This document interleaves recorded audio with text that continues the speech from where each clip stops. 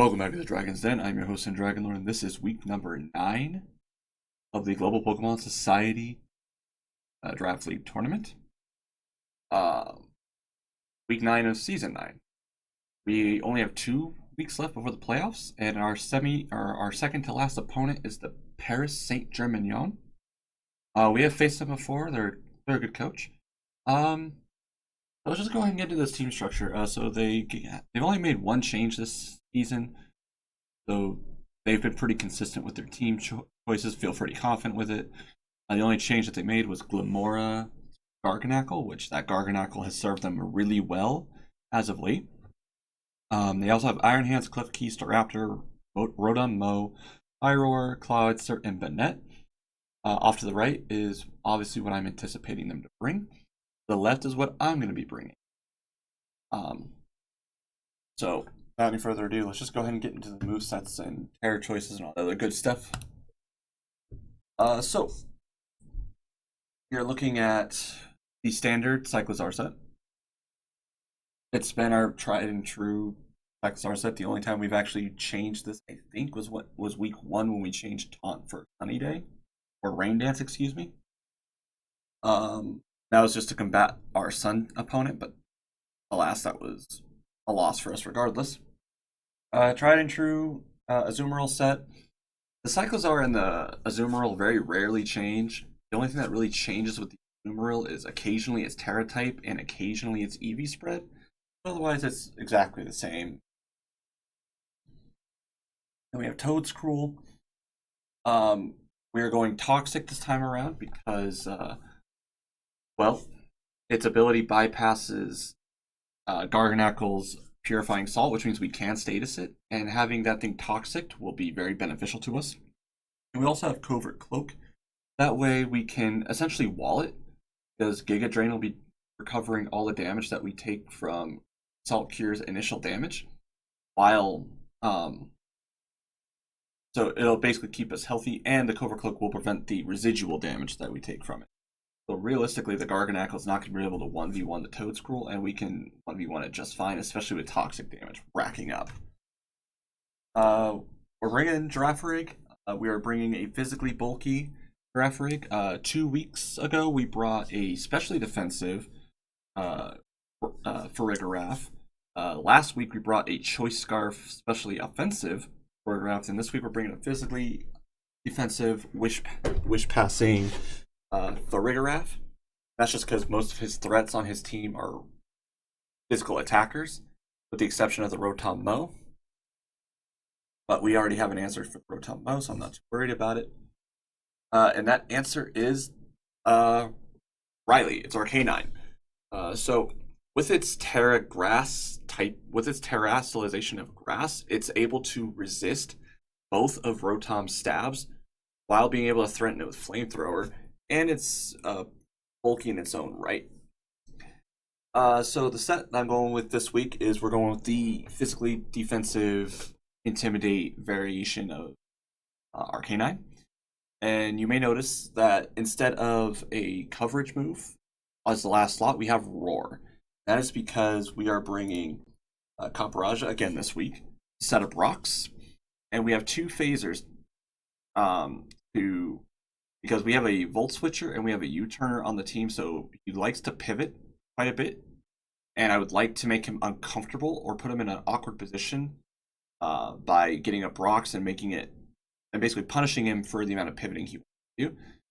And then, of course, he has a rock setter as well, but we have Cyclizar to get rid of those for us, so we're not too concerned about that.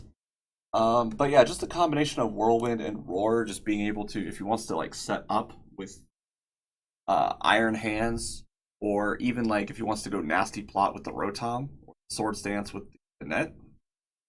If he wants to set up at all, Whirlwind and Roar will allow me to kind of keep that in check while racking up rocks damage, because he doesn't really have much in the way of a spinner or a fogger, so the rocks will pretty much be there to stay. Yeah, that's kind of what we're looking at here.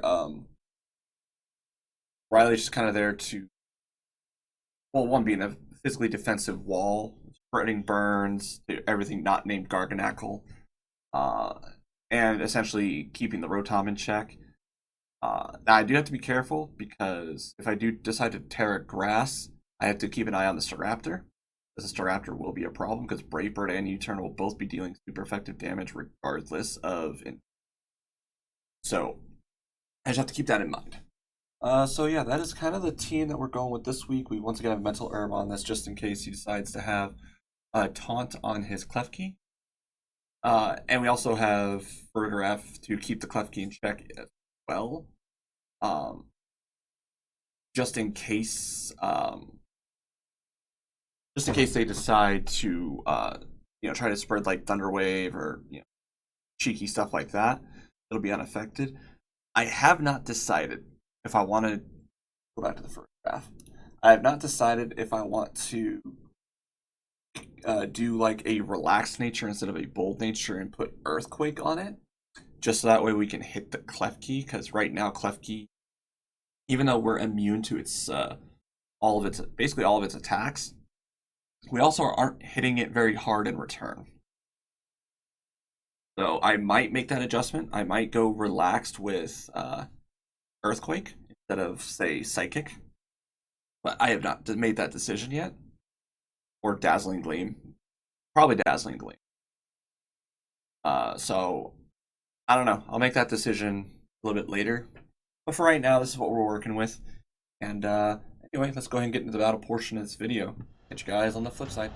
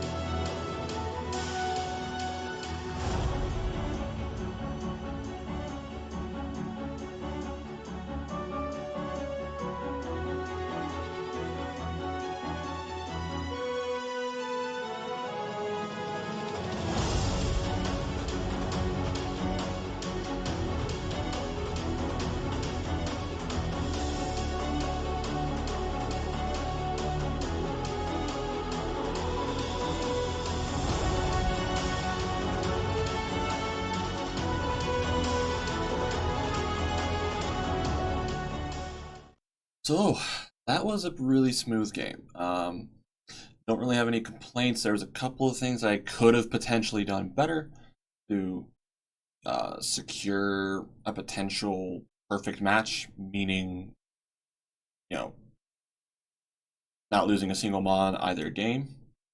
But I mean, I think I still played a really good game there. Don't really have too many complaints. Um, so yeah, good game, Paris, and tune in next week when we take on Lavender Town Gengars in the final week of the regular season before the playoffs, who has been making quite a bit of waves the last few weeks. He started off like, I think he started his first half of the season 1-4. Now he's 5-4. So he's been on quite a roll, and he's actually on track to potentially make the playoffs. If he beats us, he's basically guaranteed. If I win, it's not guaranteed. So he's going to be coming at us hungry, and he's going to be coming at us with everything he's got. And I am looking forward to it. All right, catch you guys next week. Peace.